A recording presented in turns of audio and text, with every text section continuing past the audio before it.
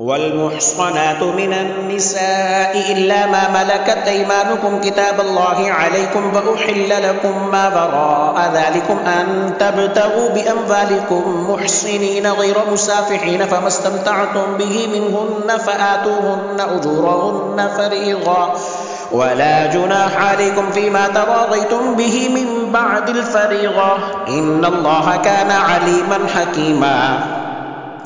ومن لم يستطع منكم قولا أن ينكح المحصنات المؤمنات فمما ملكت أيمانكم من فتياتكم المؤمنات والله أعلم بإيمانكم بعضكم من بعض فانكحوهن بإذن أهلهن وآتوهن أجورهن بالمعروف محصنات غير مسافحات ولا متخذات أخدان فإذا أحصن فإن أتين بفاحشة فعليهن نصف ما على المحصنات من العذاب ذلك لمن خشي العنة منكم وأن تصبروا خير لكم والله غفور رحيم.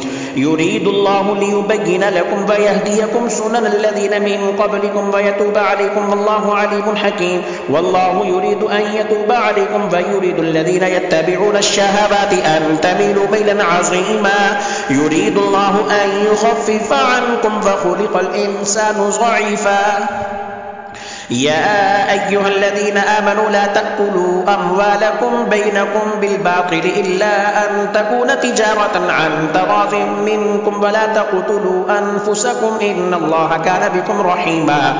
ومن يفعل ذلك عدوانا وظلما فسوف نصليه نارا وكان ذلك على الله يسيرا. إن تجتنبوا كبائر ما تنهون عنه نكفر عنكم سيئاتكم وندخلكم مدخلا كريما. ولا تتمنوا ما فضل الله به بعضكم على بعض للرجال نصيب مما اكتسبوا وللنساء نصيب مما اكتسبن واسألوا الله من فضله إن الله كان بكل شيء عليما. ولكل جعلنا مواليا مما ترك الوالدان والأقربون والذين عقدت أيمانكم فآتوهم نصيبهم إن الله كان على كل شيء شهيدا. الرجال قوامون على النساء بما فضل الله بعضهم على بعض وبما أنفقوا من أموالهم فالصالحات قانتات حافظات للغيب بما حفظ الله. واللاتي تخافون نشوزهن فعظوهن واهجروهن في المضاجع واضربوهن فإن أطعنكم فلا تبغوا عليهن سبيلا إن الله كان عليا كبيرا. وإن خفتم شقاق بينهما فابعثوا حكما من أهله وحكما من أهلها إن يريدا إصلاحا يوفق الله بينهما إن الله كان عليما خبيرا. واعبدوا الله ولا تشركوا به شيئا وبالوالدين إحسانا وبذي القربى واليتامى والمساكين والجار ذي القربى والجار الجنوب والصاحب بالجنب وابن السبيل وما ملكت أيمانكم إن الله لا يحب من كان مختالا فخورا.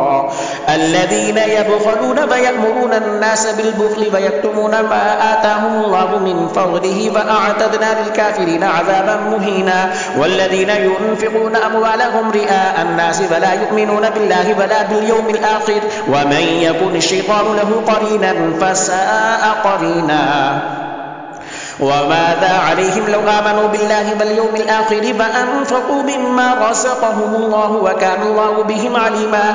إن الله لا يظلم مثقال ذرة وإن تك حسنة يضاعفها فيؤت من لدنه أجرا عظيما. فكيف إذا جئنا من كل أمة بشهيد وجئنا بك على هؤلاء شهيدا يومئذ يود الذين كفروا وعصوا الرسول لو تسوى بهم الأرض ولا يكتمون الله حديثا.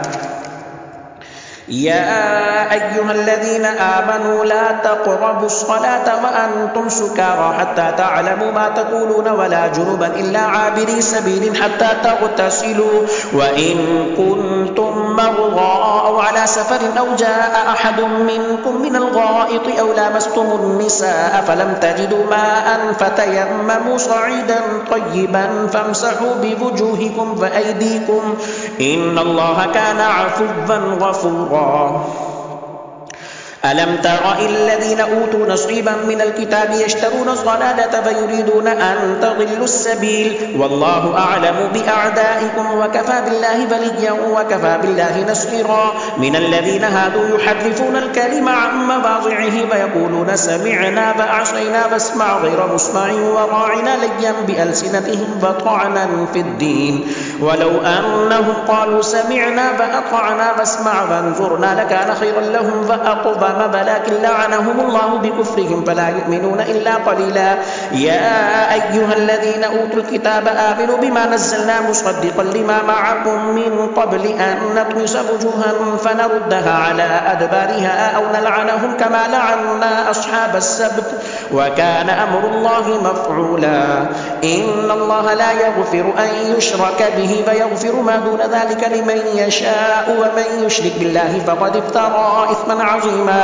ألم تر إلى الذين يزكون أنفسهم بل الله يزكي من يشاء ولا يظلمون فتيلا انظر كيف يفترون على الله الكذب وكفى به إثما مبينا ألم تر إلى الذين أوتوا نصيبا من الكتاب يؤمنون بالجبت والطاغوت ويقولون للذين كفروا هؤلاء يهدى من الذين آمنوا سبيلا أولئك الذين لعنهم الله ومن يلعن الله فلن تجد له نصيرا أم لهم نصيب من الملك فإذا لا يؤتون الناس نقيرا أم يحسدون الناس على ما آتاهم الله من فضله فقد آتينا آل إبراهيم الكتاب والحكمة وآتيناهم ملكا عظيما فمنهم من آمن به ومنهم من صد عنه وكفى بجهنم سعيرا إن الذين كفروا بآياتنا سوف نصليهم نارا كلما نضجت جلودهم بدلناهم جلودا غيرها ليذوقوا العذاب إن الله كان عزيزا حكيما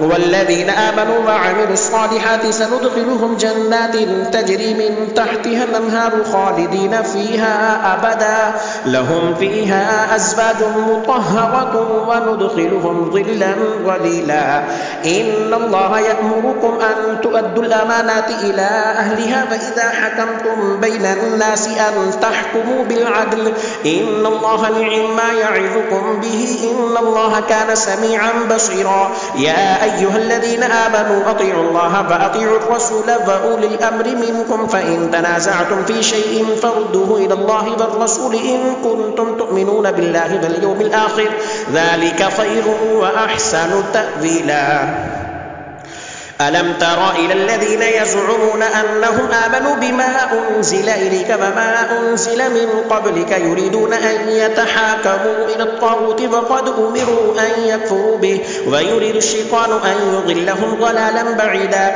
وإذا قيل لهم تعالوا إلى ما أنزل الله وإلى الرسول رأيت المنافقين يصدون عنك صدودا فكيف إذا أصابتهم مصيبة بما قدمت أيديهم ثم جاءوك يحلفون بالله إن أردنا إلا إحسانا وتوفيقا أولئك الذين يعلم الله ما في قلوبهم فأعرض عنهم وأعظهم وقل لهم في أنفسهم قولا بليغا وما أرسلنا من رسول إلا ليطاع بإذن الله ولو أنهم إذ ظلموا أنفسهم جاءوك فاستغفروا الله فاستغفر لهم الرسول لوجدوا الله توابا رحيما فلا وربك لا يؤمنون حتى يحكموك فيما شجر بينهم ثم لا يجدوا في أنفسهم حرجا مما قضيت فيسلموا تسليما ولو أنا كتبنا عليهم أن اقتلوا أنفسكم أو اخرجوا من دياركم ما فعلوه إلا قليل منهم ولو أنهم فعلوا ما يوعدون به لكان خيرا لهم وأشد تثبيتا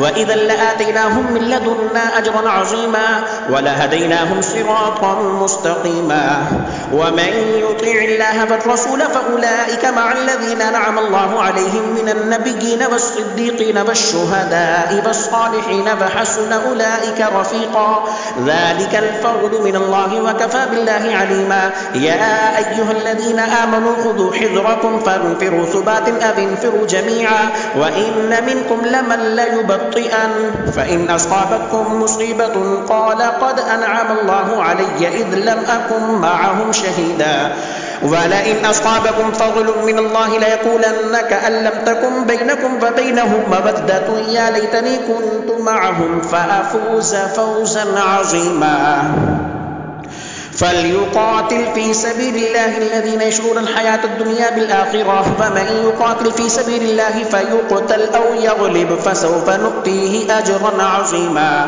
وما لكم لا تقاتلون في سبيل الله والمستضعفين من الرجال والنساء والولدان الذين يقولون ربنا أخرجنا من هذه القرية الظالم أهلها واجعل لنا من لدنك وليا واجعل لنا من لدنك نصيرا. الذين آمنوا يقاتلون في سبيل الله والذين كفروا يقاتلون في سبيل الطاغوت فقاتلوا أولياء الشيطان إن كيد الشيطان كان ضعيفا.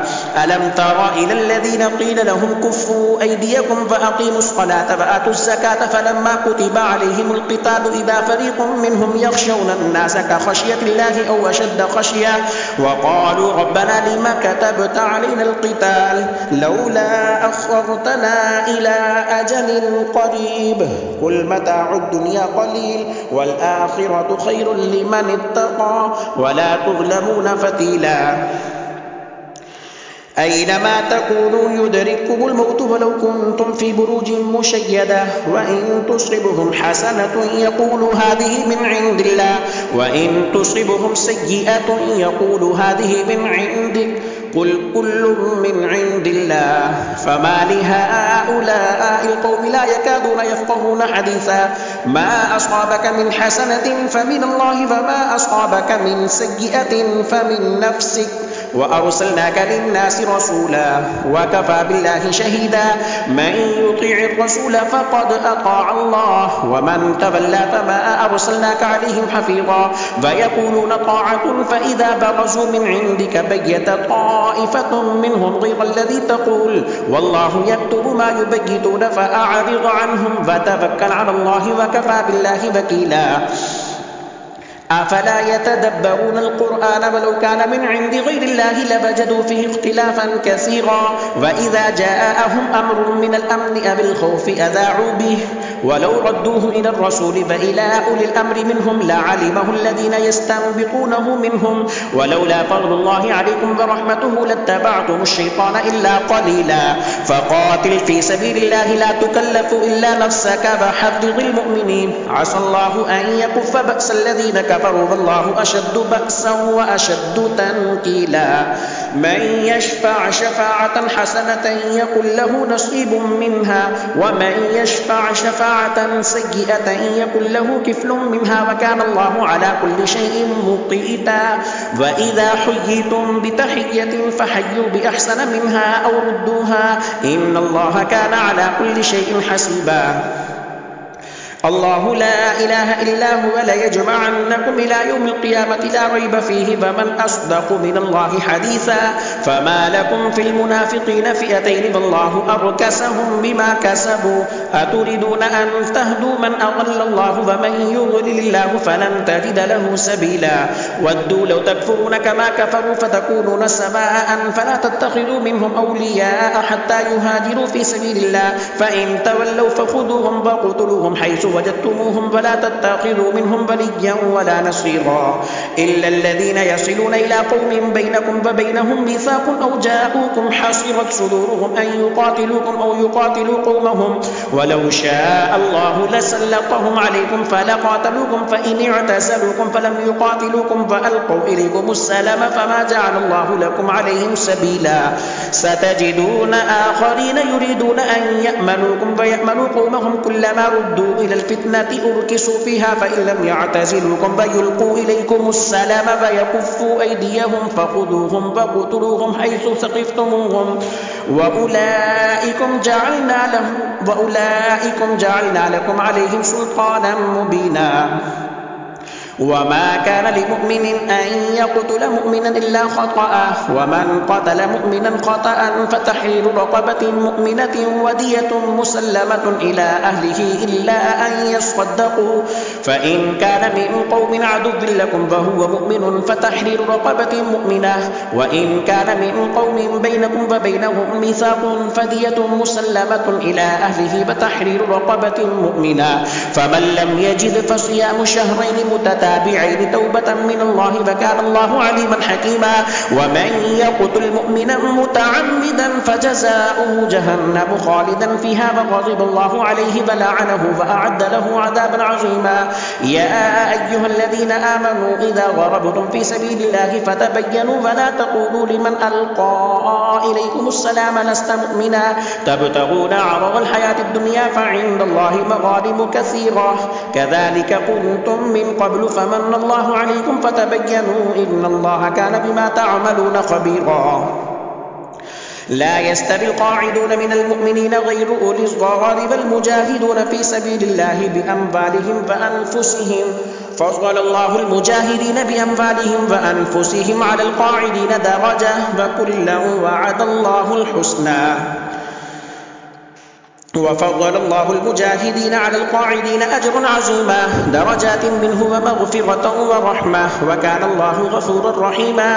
إن الذين توفاهم الملائكة ظالمي أنفسهم قالوا فيما كنتم قالوا كنا مستضعفين في الأرض قالوا ألم تكن أرض الله واسعة فتهاجروا فيها فأولئك مأواهم جهنم وساءت مصيرا إلا المستضعفين من الرجال والنساء والبلدان لا يستطيعون حيلة ولا يهتدون سبيلا فأولئك عسى الله أن يعفو عنهم وكان الله عفوا غفورا. ومن يهاجر في سبيل الله يجد في الأرض مراغما كثيرا وسعة ومن يخرج من بيته مهاجرا إلى الله ورسوله ثم يدركه الموت فقد وقع أجره على الله وكان الله غفورا رحيما.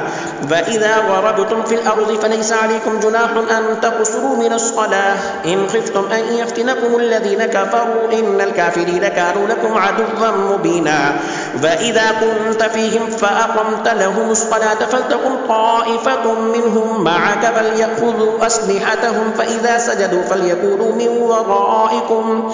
من ورائكم فلتأتي طائفة أخرى لم يصلوا فليصلوا معك فليأخذوا حذرهم وأسلحتهم ود الذين كفروا لو تغفلون عن أسلحتكم وأمتعتكم فيميلون عليكم ميلة واحدة ولا جناح عليكم إن كان بكم أذى من مطر أو كنتم مرضى أن تضعوا أسلحتكم وخذوا حذركم إن الله أعد للكافرين عذابا مهينا. فإذا قضيتم الصلاة فاذكروا الله قياما وقعودا وعلى جنوبكم فإذا اطمأننتم فأقيموا الصلاة إن الصلاة كانت على المؤمنين كتابا موقوتا. ولا تهنوا في ابتغاء القوم إن تكونوا تألمون فإنهم يألمون كما تألمون وترجون من الله ما لا يرجون وكان الله عليما حكيما.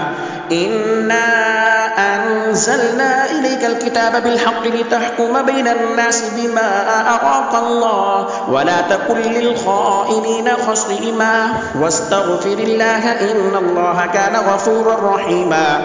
ولا تجادل عن الذين يختانون أنفسهم إن الله لا يحب من كان خوانا أثيما. يستخفون من الناس ولا يستخفون من الله وهو معهم إذ يبيتون ما لا يرضى من القول وكان الله بما يعملون محيطا. ها أنتم هؤلاء جادلتم عنهم في الحياة الدنيا فمن يجادل الله عنهم يوم القيامة أم من يكون عليهم وكيلا. ومن يعمل سوءا أو يظلم نفسه ثم يستغفر الله يجد الله غفورا رحيما. ومن يكسب إثما فإنما يكسبه على نفسه وكان الله عليما حكيما. ومن يكسب خطيئة أو إثما ثم يرم به بريئا فقد احتمل بهتانا وإثما مبينا. ولولا فضل الله عليك ورحمته لهمت طائفة منهم أن يضلوا وما يضلون إلا أنفسهم وما يضرونك من شيء وأنزل الله عليك الكتاب والحكمة وعلمك ما لم تكن تعلم وكان فضل الله عليك عظيما. لا خير في كثير من نجواهم إلا من أمر بصدقة أو معروف أو إصلاح بين الناس فمن يفعل ذلك ابتغاء مرضات الله فسوف نؤتيه أجرا أجرا عظيما. ومن يشاقق الرسول من بعد ما تبين له الهدى ويتبع غير سبيل المؤمنين نوله ما تولى ونصله جهنم وساءت مصيرا. إن الله لا يغفر أن يشرك به ويغفر ما دون ذلك لمن يشاء ومن يشرك بالله فقد ضل ضلالا بعيدا. إن يدعون من دونه إلا إناثا وإن يدعون إلا شيطانا مريدا لعنه الله وقال لأتخذن من عبادك نصيبا مفروضا ولأضلنهم ولأمنينهم ولآمرنهم فليبتكن آذان الأنعام ولآمرنهم فليغيرن خلق الله ومن يتخذ الشيطان وليا من دون الله فقد خسر خسرانا مبينا. يعدهم ويمنيهم وما يعدهم الشيطان إلا غرورا. أولئك مأواهم جهنم ولا يجدون عنها محيصا. والذين آمنوا وعملوا الصالحات سندخلهم جنات تجري من تحتها الأنهار خالدين فيها أبدا وعد الله حقا ومن أصدق من الله قيلا. ليس بأمانيكم ولا أماني أهل الكتاب من يعمل سوءا يجز به ولا يجد له من دون الله وليا ولا نصيرا. ومن يعمل من الصالحات من ذكر أو أنثى وهو مؤمن فأولئك يدخلون الجنة ولا يظلمون نقيرا. ومن أحسن دينا ممن أسلم وجهه لله وهو محسن واتبع ملة إبراهيم حنيفا. ومن أحسن دينا ممن أسلم وجهه لله وهو محسن واتبع ملة إبراهيم حنيفا واتخذ الله إبراهيم خليلا. ولله ما في السماوات وما في الأرض وكان الله بكل شيء محيطا. ويستفتونك في النساء قل الله يفتيكم فيهن وما يتلى عليكم في الكتاب في يتامى النساء اللاتي لا تؤتونهن ما كتب لهن وترغبون أن تنكحوهن والمستضعفين من البلدان وأن تقوموا لليتامى بالقسط وما تفعلوا من خير فإن الله كان به عليما. وإن امرأة خافت من بعلها نشوزا أو إعراضا فلا جناح عليهما أن يصلحا بينهما صلحا والصلح خير وأحضرت الأنفس الشح وإن تحسنوا وتتقوا فإن الله كان بما تعملون خبيرا. ولن تستطيعوا أن تعدلوا بين النساء ولو حرصتم فلا تميلوا كل الميل فتذروها كالمعلقة وإن تصلحوا وتتقوا فإن الله كان غفورا رحيما. وإن يتفرقا يغني الله كلا من سعته فكان الله واسعا حكيما. ولله ما في السماوات وما في الأرض ولقد وصينا الذين أوتوا الكتاب من قبلكم وإياكم أن اتقوا الله وإن تكفروا فإن لله ما في السماوات وما في الأرض وكان الله غنيا حميدا. ولله ما في السماوات وما في الأرض وكفى بالله وكيلا. إن يشأ يذهبكم أيها الناس ويأتي بآخرين وكان الله على ذلك قديرا. من كان يريد ثواب الدنيا فعند الله ثواب الدنيا والآخرة وكان الله سميعا بصيرا. يا أيها الذين آمنوا كونوا قوامين بالقسط شهداء لله ولو على أنفسكم أو الوالدين والأقربين إن يكن غنيا أو فقيرا فالله أولى بهما فلا تتبعوا الهوى أن تعدلوا وإن تلووا أو تعرضوا فإن الله كان بما تعملون خبيرا. يا أيها الذين آمنوا بالله ورسوله والكتاب الذي نزل على رسوله والكتاب الذي أنزل من قبل ومن يكفر بالله وملائكته وكتبه ورسله واليوم الآخر فقد ضل ضلالا بعيدا. إن الذين آمنوا ثم كفروا ثم آمنوا ثم كفروا ثم ازدادوا كفرا لم يكن الله ليغفر لهم ولا ليهديهم سبيلا. بشر المنافقين بأن لهم عذابا أليما. الذين يتخذون الكافرين أولياء من دون المؤمنين أيبتغون عندهم العزة فإن العزة لله جميعا. وقد نزل عليكم في الكتاب أن إذا سمعتم آيات الله يكفر بها فيستهزأ بها فلا تقعدوا معهم حتى يخوضوا في حديث غيره إنكم إذا مثلهم إن الله جامع المنافقين والكافرين في جهنم جميعا الذين يتربصون بكم فإن كان لكم فتح من الله قالوا ألم نكن معكم فإن كان للكافرين نصيب قالوا ألم نستحوذ عليكم فنمنعكم من المؤمنين فالله يحكم بينكم يوم القيامة فلن يجعل الله للكافرين على المؤمنين سبيلا إن المنافقين يخادعون الله فهو خادعهم فإذا قاموا إلى الصلاة قاموا كسالى يراءون الناس فلا يذكرون الله إلا قليلا مذبذبين بين ذلك لا إله هؤلاء ولا إله هؤلاء ومن يضلل الله فلن تجد له سبيلا يا أيها الذين آمنوا لا تتخذوا الكافرين أولياء من دون المؤمنين أتريدون أن تجعلوا لله عليكم سلطانا مبينا إن المنافقين في الدرك الأسفل من النار فلن تجد لهم نصيرا إلا الذين تابوا وأصلحوا واعتصموا بالله فأخلصوا دينهم لله فأولئك مع المؤمنين وسوف يؤتي الله المؤمنين أجرا عظيما ما يفعل الله بعذابكم إن شكرتم فآمنتم وكان الله شاكرا عليما الله أكبر.